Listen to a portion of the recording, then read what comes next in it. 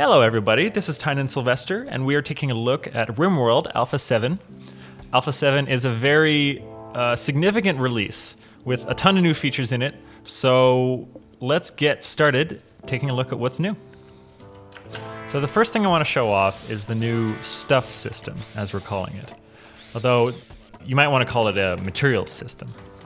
Essentially what it means is you can build things out of other things. We had this a bit before because you could build metal walls and wood walls, but it was just kind of faked before. But now it's actually a system. So here you can see I'm going to select the wall, and you can actually choose what you want to build it out of. So at this moment you're only seeing 3 options because that's all I have in my inventory. But when you have more stuff to build from, you're going to get more options. So I've just turned on debug mode, and now you can see the options. Let's put down a little gold room, which is absolutely ridiculous. This would be unbelievably expensive to build a solid gold room in the actual game, but of course I can do it in debug. And I'll put a plasteel section on it as well. That's a mistake. Plasteel door. And there you go. Now we have this absurdly valuable structure, and you can see that the statistics for each wall section are different depending on its material. Now every object's statistics are set up with a system of modifiers and multipliers that allow it to be modified by whatever it's made of. But you can actually inspect what is driving the stats for every object in the game now. So you can see here's a stone wall with a certain beauty, a certain max health, and you can see that its max health is being affected by the fact that it's built from stone blocks, which have a max health multiplier. If you look at a gold wall, it's got much higher beauty, but a lower max health. And once again, you can see the breakdown of why it has the statistics that it has. The stats also apply to characters. So here's a character who has a huge variety of stats, from mental break threshold, which is affected by one of his traits, to his move speed, which can be affected by his consciousness and moving ability, which is from the health system, to psychic sensitivity, to all these different speeds and factors which are applied to different activities he can perform, including melee attack and shooting percentage. Yeah, the stats system is pretty much everywhere now, so you can really look behind the scenes and figure out what the hell's going on and why these people are the way they are. Even you know, there's even some little stats like door opening speed, which I'm showing you here. You saw the plasteel door had a high opening speed, and the stone door opens quite slowly. So the stone is cheap and very strong, but if you build things out of it, they'll be kind of sluggish, and your people will be slowed down. Materials aren't just about structures, though, either. They are also used to create apparel that you guys can wear. So here's some synth thread pants, and you can see they have certain protections for these different types of damage. You know, piercing damage, toxic damage, and so on. So let's just look at some of the pieces of apparel and how they can be affected by their statistics. Here's a whole bunch of shirts of random materials. Here's a human leather shirt, which really provides no special protections at all. But if you look at the Devil Strand shirt, it's actually got electric protection and piercing and blunt damage protection. So next, let's take a look at the new biome we've added. We have the tropical rainforest biome, which has a number of distinct features. One is it's full of all this choking grass, which slows everybody down. So if you want to create a workable area, you really have to clear a space and put down concrete floors and do sorts of things. Of course, it has new animals. There's a monkey. And I think there's cobras around somewhere as well. And you can produce cobra skin clothing from these things and monkey hide pants if you feel like it. The material system does apply also to the way the world generates now. It used to be that there was only metal that you could mine, but now you can mine a whole bunch of different types of minerals.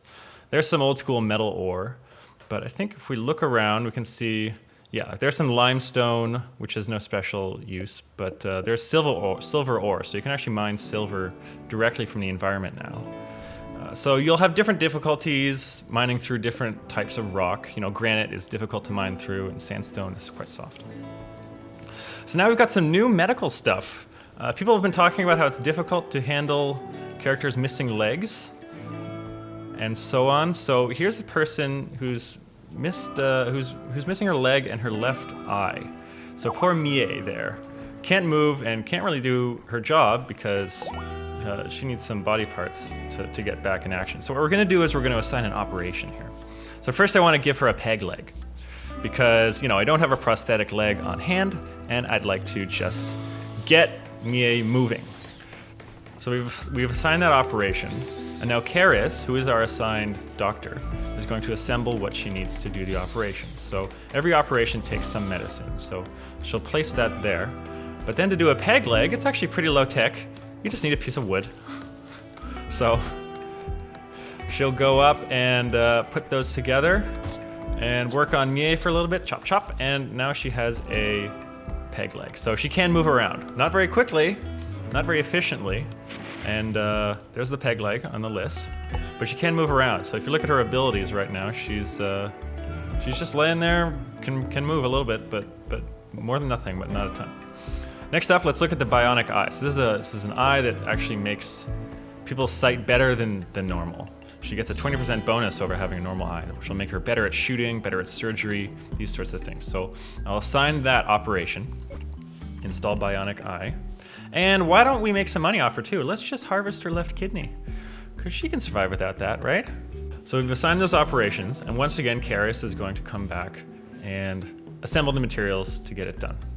So she'll put the medicine down, then she's gonna go get the Bionic Eye. And she'll go up and do a little chop chop and stick that eye into Mie's head. So that's done. And next up, she's gonna extract Mie's kidney. Chop chop.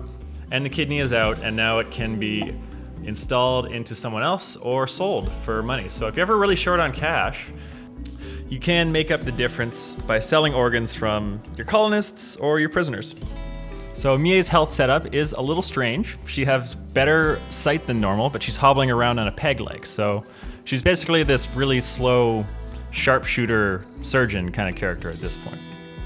And there are lots of other prosthetics that can be added. We have claw hands and scyther knife protrusions and these sorts of things. So, go crazy with it and have some fun. Oh, another fun little detail, we have birthdays. So people age now. It's Norman's birthday. He turned 25. Sometimes people will gain age-related diseases like bad backs or cataracts. People can also get infections now. So Norman just got malaria, or rather we just discovered he had malaria. He contracted it a long time ago. So here's his malaria, it's minor, it's untreated. Typically people can survive malaria, although there are more dangerous diseases. We tried to model the diseases after real ones, each with distinct features. So something like sleeping sickness will progress very slowly, but will eventually be deadly. Something like the flu is quite quick, but won't always kill you unless you're weakened, and if you're treated, it generally won't kill you unless you're really old or something like that. So, there's real differences. If people are starving, their immune system's gonna be suppressed, and they're gonna have trouble fighting off illnesses. If someone's well-fed and well-rested, then they're gonna be okay. If someone is missing a kidney, like Mie did, her blood filtration will be poor, and so she'll develop immunity slower and be more vulnerable to these illnesses. And illnesses are actually part of the biomes too now. So, one of the distinct challenges of the jungle biome is the fact that people get malaria and sleeping sickness, and they don't in other biomes. So there are ups and downs to each biome, and diseases are one of them. So next I want to take a look at the new trade system. The old trade system was pretty limited. You could only trade a few things, but now we've set it up so you can actually trade pretty much everything. Well, actually, absolutely everything that your characters can carry around. So here we're going to contact a trader, and here's the new trade interface. And pretty much everything is there.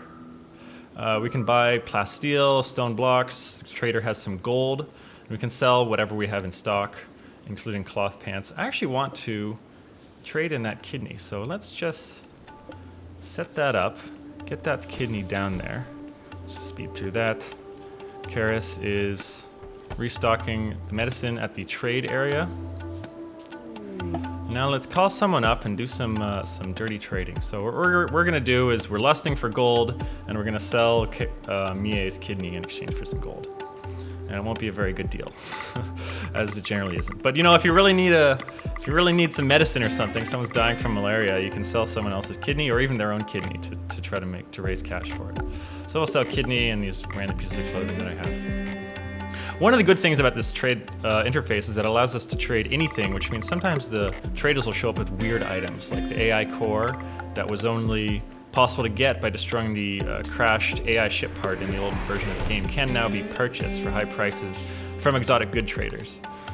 Similarly, you'll be able to buy organs, prosthetics, neurotrainers, which are sort of these like matrix-like instant training devices, and so on. So just another little detail to look at. We have lockable doors, which is something that people have been asking for a while. And it's pretty simple. You just lock this door and it won't open for anybody. So if you lock people inside, they can still go and do everything they want to do in the room, but they won't be able to go outside. Next up, melee weapons. Let's load up our naked slave girl with a spear and get Nie a club. All right, so now we have everyone loaded with melee weapons, just skipping forward. And we're going to go on a suicide assault just for fun and attack this siege position that's currently shelling our base. So I'll zip forward and go after them. Melee weapons can be pretty effective, but I think I'm gonna get my ass handed to me in these circumstances. Let's just see how it goes. And oh, we took one down, but yeah, it's not going very well. So those are the whiz-bang features for Alpha 7.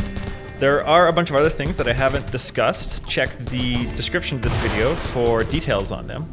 They include things like rebalance storyteller and enemy, tons of bug fixes and rebalancing, and a bunch more content across the board. So I really hope everyone likes it. Tell your friends about it. Follow me on Twitter. I am at TynanSylvester. The game website is RimWorldGame.com. And I will see you next time.